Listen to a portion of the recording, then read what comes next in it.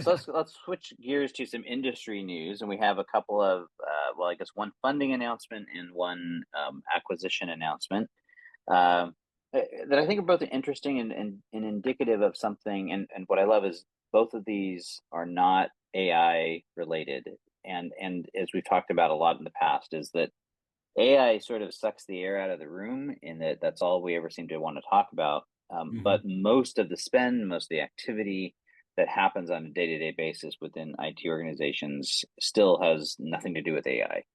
So the first of these is a company called WhatFix, which we talked a few, I guess, weeks ago, maybe, Mhm. about SAP acquiring a company called WalkMe. So WalkMe was one of the pioneers in what's called the digital adoption platform sector, and WhatFix is one of their primary competitors. And so they just raised another $125 million.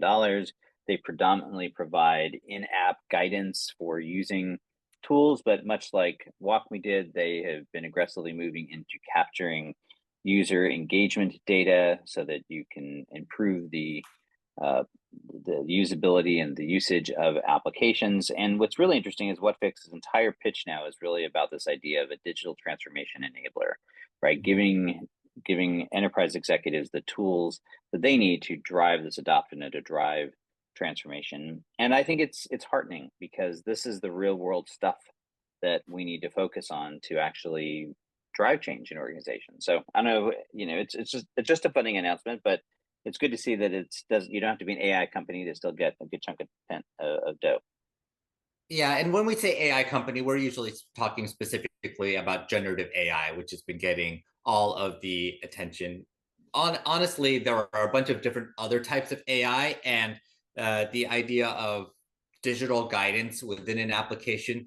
Yes, there are aspects of AI that are in there, but we're just clarifying that that's probably not generative AI. They're probably looking at generative AI because everybody has to, but there's a lot to simply having a smart guided experience, because a lot of what we like about applications at the end of the day is having either some sort of muscle memory or easy way of being able to get something done, which is why we often get stuck with these 20-year-old applications, just because employees have learned how to get things done quickly in that application, even if it's not extremely transparent to the rest of the company and to every other employee. So it's nice to have these tools like WhatFix that can actually help guide more people through how commonly done tasks are actually accomplished.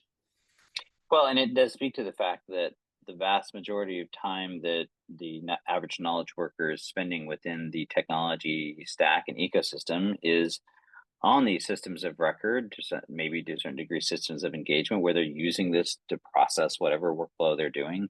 And there's lots and lots of opportunities for efficiency drag, and therefore opportunities to improve and to deliver a better employee experience and a customer experience if you can get data on what all that represents. So I think this is, rubber meets road kind of stuff, and it's super, super important.